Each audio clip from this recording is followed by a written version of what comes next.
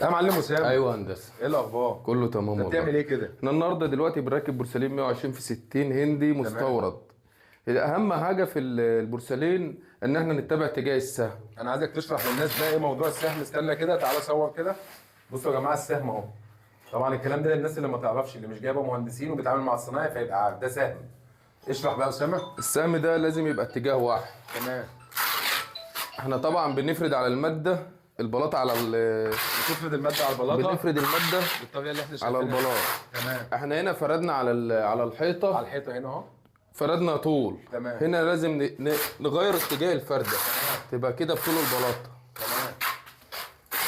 نحط السهم ازاي بقى؟ عرف الناس اللي بتتفرج علينا عشان اللي مش جايب مهندس او اللي ما يعرفش يبقى عارف ان هو يقف يستلم ازاي من الصنايعي. تمام. فاهم الناس كده السهم. نخلص بس الفرده ديت عشان الفرده دي لازم تبقى ايه. طبعا دي ماده يا جماعه من سافيتو. دي ماده اللي نازل بصراحه الحيطه هنا متمحره في الاول وحاطين عليها هنا بوند.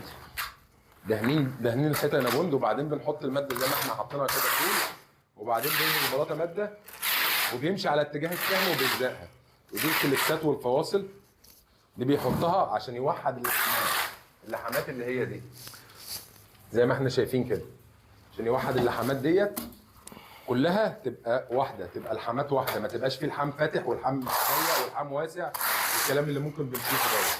طبعا هنا برضه خلينا قبل ما هو يفرد البلاطه، هنا برضه البورسلين الاسود دوت احنا جبنا له سقيه سودا. هي السقيه بتيجي بلونها سودا. قطع الغلاء طبعا ممنوع. وانا هفرجكم على شقه ثانيه موجوده هنا برضه، كان بتاع سيراميك جه ودهن الفواصل دي بالفرشه. كل ما هتيجي تلمسها تطلع بويه في ايدك.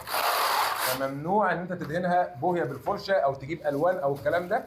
تجيب السقيه السوداء وتلزق بيها على طول او تسقي بيها على طول، بيطلع المنظر ده الوضع ده.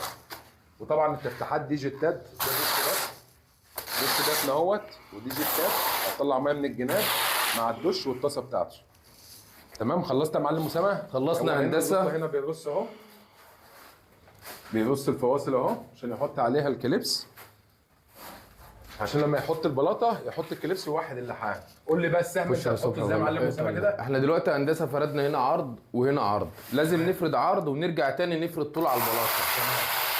عشان البلاطه بالعرض مره وبياخدها على السهم بالطول زي ما احنا شايفين كده. طبعا السهم تجاوز اليمات دي.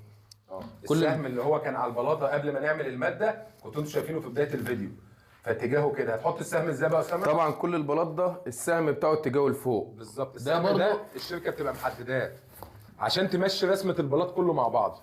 ده برضو لازم. تعالى كده هاتوا من هنا كده زي ما احنا شايفين. طبعا المساكات دي لان البلاطه كبيره كده، البلاطه اتحطت في اتجاه السهم، اصبح التشبيحات كلها ماشيه مع بعضها زي ما احنا شايفين كده. يعني التشبيحات اللي في البلاطه اصبحت ماشيه مع بعضها. هزاز يا ابني.